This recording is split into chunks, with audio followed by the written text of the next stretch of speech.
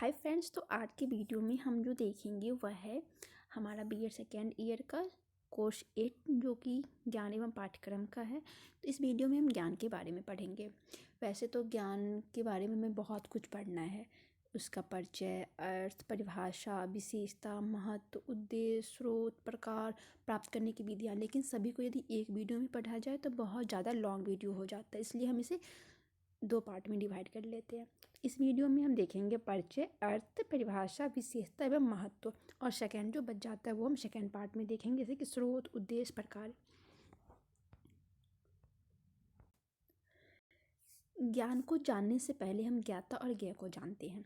ज्ञाता वह होता है जो ज्ञान प्राप्त करता है। यदि अभी हम ज्ञान प्राप्त कर रहे हैं तो हम ज्ञाता हुए, आप कर रहे हैं तो आप हुए।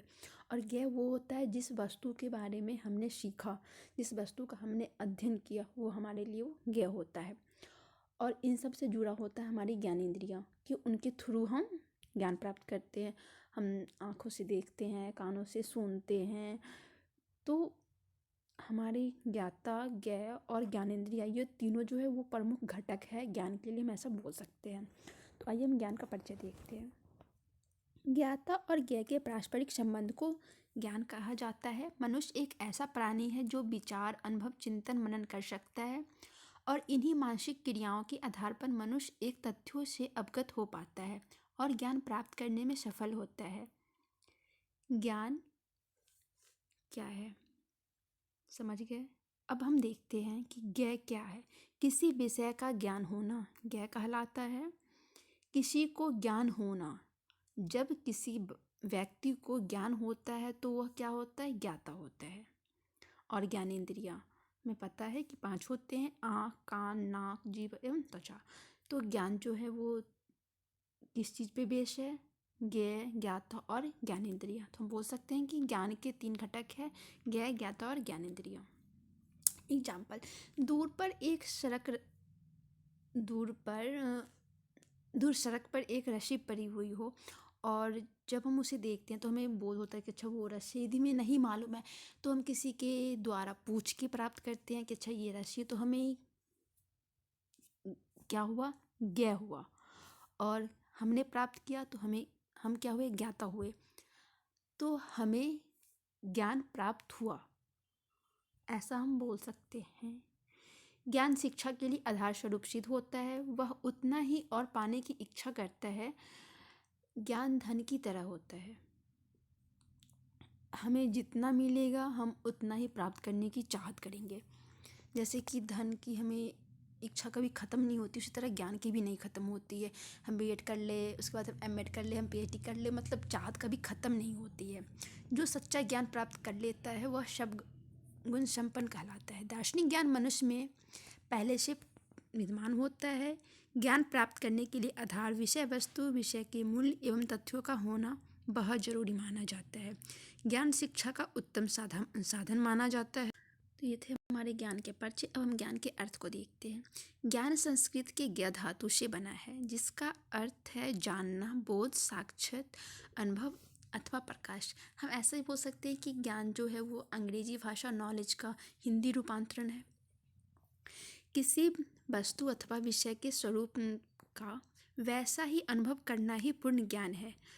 उदाहरण, यदि हमें दूर से कोई भी चीज़ दिखाई दे रही है, पास जाने पे भी हमें वही दिखाई दे रही है। यदि रोड पे चल रहा डॉग, हमें डॉग दिख रहा है दूर से, तो वो डॉग ही हो, पास जाने पे वो कैट नहीं बन जाए। इसका क्या मतलब होगा कि जो भी बच्चा देख रहा है उसे जो बोल रहा है कि वो कैट है या डॉग है, और वो अलग चीज़ निकल रहा है, तो उसे क्या है, उस चीज़ के बारे में अच्छे से ज्ञान नहीं है। तो हम तभी उस चीज़ को गलत करते हैं जब हमें उसके बारे में अच्छे से ज्ञान नहीं होता। यदि हमें पूर्ण ज्ञान उसके बारे में है तो हम गलत उसे बोल ही नहीं सकते। हाँ, बहुत दूर से बस ऐसे देख के बोले तो दिख ही नहीं रहा तो उसकी बात तो अलग है। जब हमें दिख रहा है तब उसे हम गलत बोल रहे हैं, तो हमें क्या है कि वो हमें उसका अच्छे से ज्ञान नहीं है। जैसे कि ऑब्जेक्टिव क्वेश्चंस जब आते हैं तो हम तुक्का लगाते हैं कि अरे ये या ये हो सकता है। यदि हमें पहले से पूरा कॉन्फिडेंट होता है कि इसका ये आंसर होगा, तो हम कुछ सोचते ही नहीं कि हाँ ये क्या है, सीधा सही आंसर के साथ ही जाते हैं। तो ज्ञान वही है कि यदि हमें सही से पता है, अच्छे से पता है, तो हम सही ही बोलेंगे, उसे गलत नहीं बोल सकते हैं। अंग्रेजी भाषा के ज्ञान को नॉलेज कहते हैं। नॉलेज शब्द टू नो से संबंध रखता है, जिसका अर्थ जानने से है। इस प्रकार से हम कह सकते हैं कि ज्ञान शब्द का संबंध जानकारी के साथ है। अब शब्दकोश के अनुसार हम देख लेते हैं कि ज्ञान को किस किस नाम से और जाना जाता है। सूचना, किसी भी प्रकार की जानकारी अथवा विषय से संबंधित जानकारी ज्ञान है। अधिगम, स्वयं के अनुभव तथा प्रशिक्षण के द्वारा जो अधिगम प्राप्त होता है वह ज्ञान होता है। कभी कभी क्या होता है, हम खुद कुछ पढ़ रहे होते हैं और हमें कुछ और चीज़ मिल जाता है, किसी चीज़ की खोज कर रहे होते हैं, हमें कुछ और मिल जाता है या फिर वही चीज़ मिलता है, तो हमें क्या होता है उस चीज़ के बारे में अच्छे से ज्ञान हो जाता है। इसलिए बोला जाता है ना कि सेल्फ स्टडी करना चाहिए। हम जो खुद से पढ़ते हैं ना वो हमें बहुत ज़्यादा मतलब हेल्पफुल होता है। टीचर पढ़ाते हो तो होता ही होता है, लेकिन हम खुद से करते हैं तो हमें ना एक चीज़ तो खोज ही रहे हैं, उसके अलावा ना कुछ और चीज़ हमें मिल जाता है। अब है ज्ञात, जो ज्ञान पहले से हमें प्राप्त होता है और उसमें कुछ ऐड करके हम और सीखते हैं। मान लीजिए कि हमें अधिगम के बारे में कुछ थोड़ा सा पता है, फिर हमने ज्ञान के बारे में पढ़ा, तो सब कुछ एक इंटर रिलेटेड ही होता है। तो वही एक ज्ञान पहले से जो ज्ञात हो उसी को ज्ञान कहते हैं। दूसरे शब्द में ऐसा बोल सकते हैं कि ज्ञात अर्थ जानना हुआ वह ज्ञान है।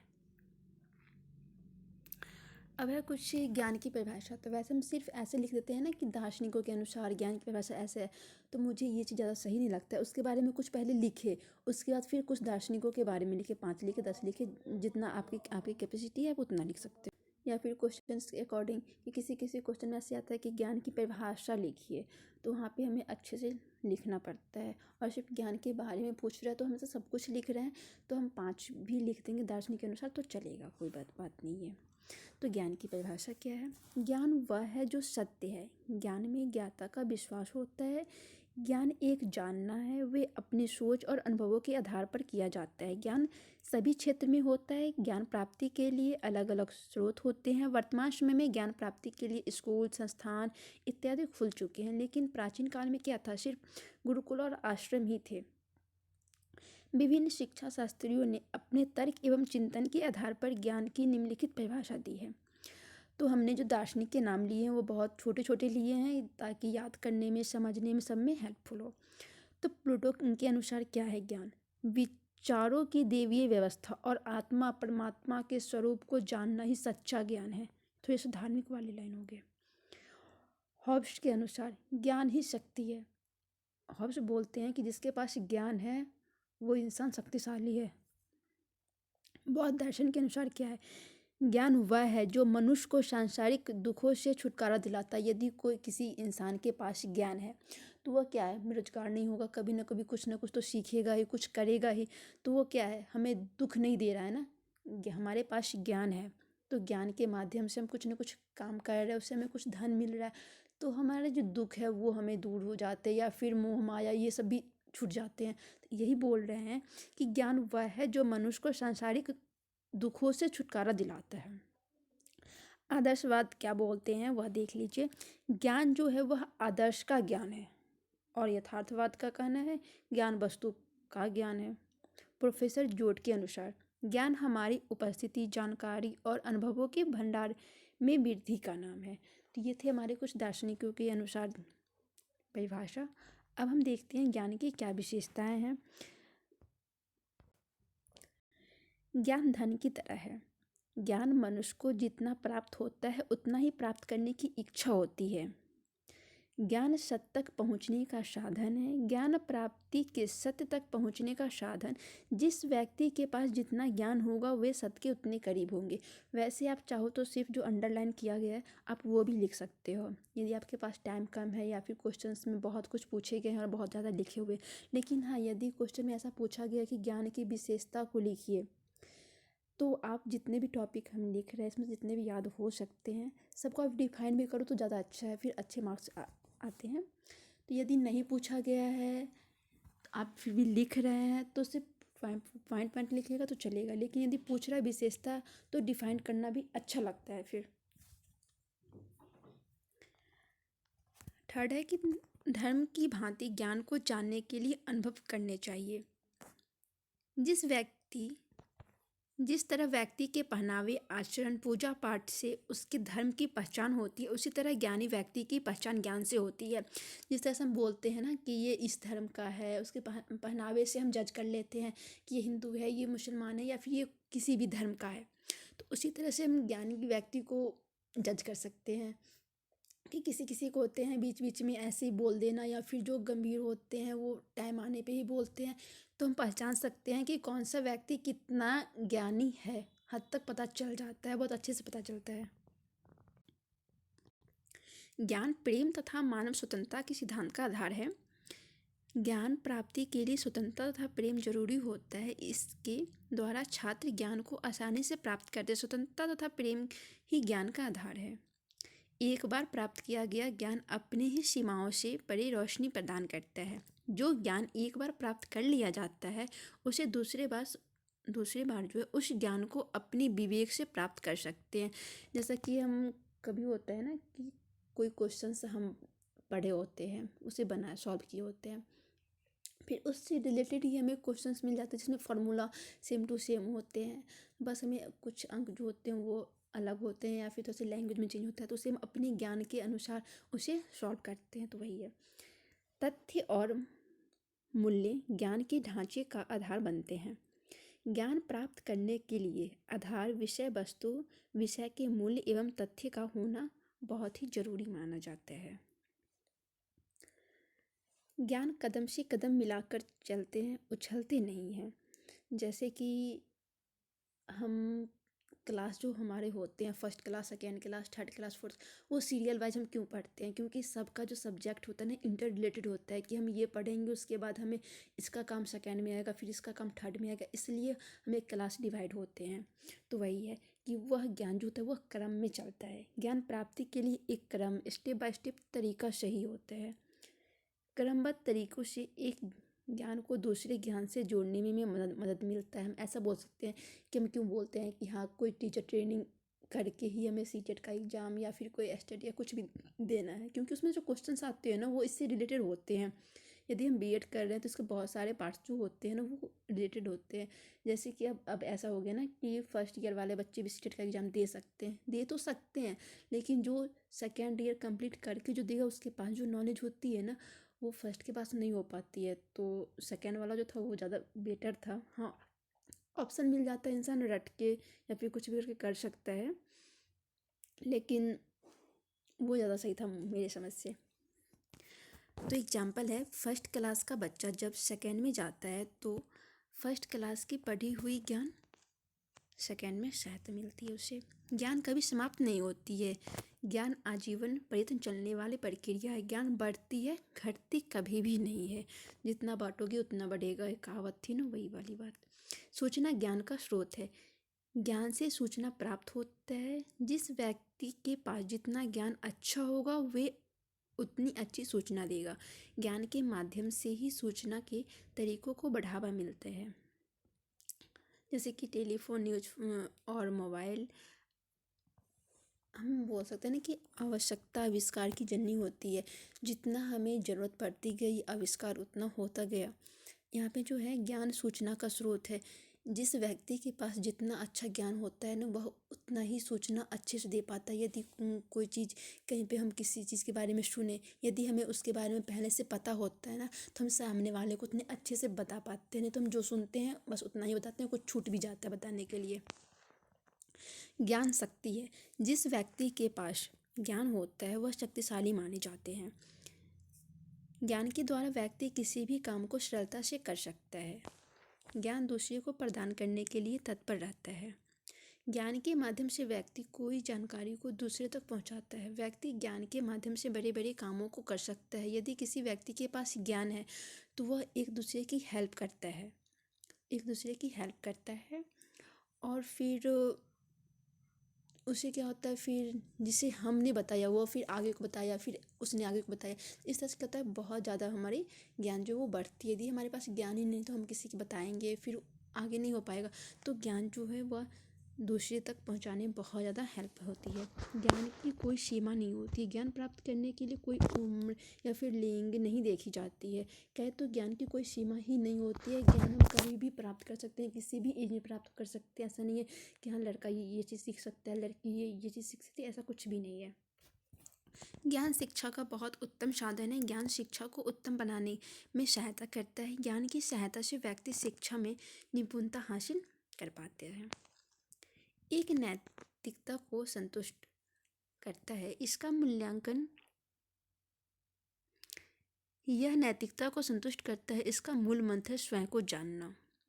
जब हमारे पास ज्ञान होता है तो हमें स्वयं को जानने का भी अवसर मिलता है। ज्ञानी व्यक्ति तभी खुद से संतुष्ट होता है जब वह खुद को जान लेता है।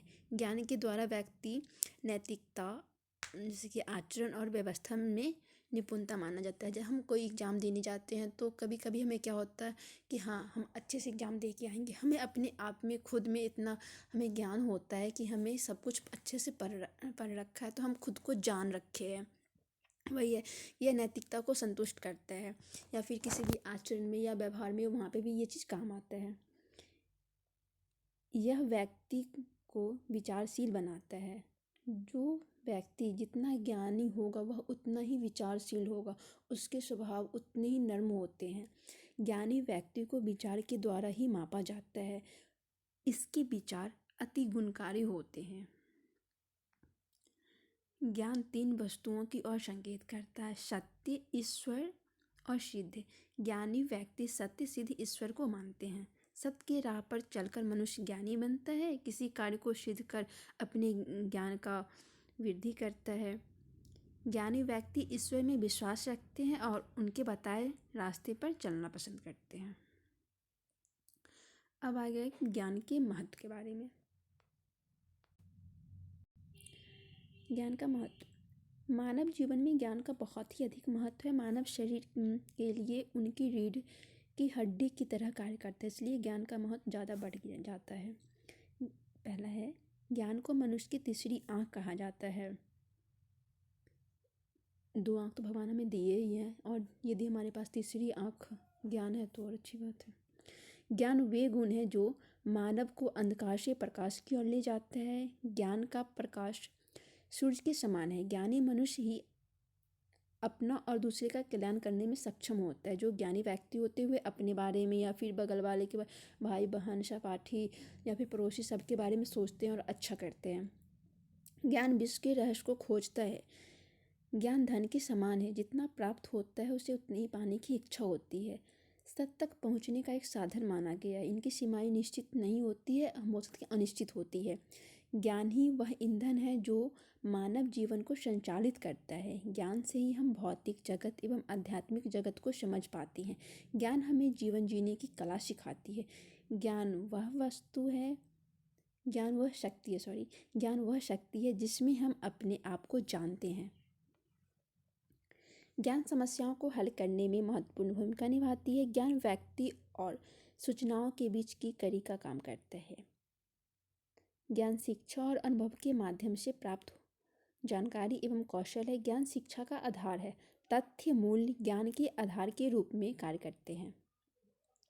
ज्ञान समाज सुधारने में सहायक करता है, जैसे कि अंधविश्वास रूढ़िवादियों को दूर करता है। जो ज्ञानी व्यक्ति है वो जो है इस चीज़ों को नहीं मानते हैं कि अंधविश्वास को ख़त्म करते हैं। वो अपने समाज से, अपने परिवार से रूढ़िवादिता को ख़त्म करते हैं। तो ज्ञानी व्यक्ति होना बहुत ही ज़रूरी है। ज्ञान को मनुष्य की तीसरी आँख माना जाता है। ज्ञान से ही मानसिक, बौद्धिक, स्मृति, निरीक्षण, कल्पना एवं तर्क आदि शक्तियों का विकास होता है। ज्ञान प्रेम तथा मानव स्वतंत्रता के सिद्धांतों का ही आधार है। ज्ञानी व्यक्ति की सुंदरता उसके ज्ञान से जाना जाता है। तो ये थे आज हमारे कुछ टॉपिक्स ज्ञान के बारे में। नेक्स्ट वीडियो में हम और देखेंगे स्रोत, प्रकार, उद्देश्य, प्राप्त करने की विधियाँ। यदि आपको प्रीवियस ईयर क्वेश्चंस देखना है तो वो भी प्लेलिस्ट में मिल जाएगा कि ज्ञान के क्वेश्चंस जो है वो किस तरह से आते हैं, तो आप जाके चेक कर सकते हो यहाँ पे। Okay, thank you.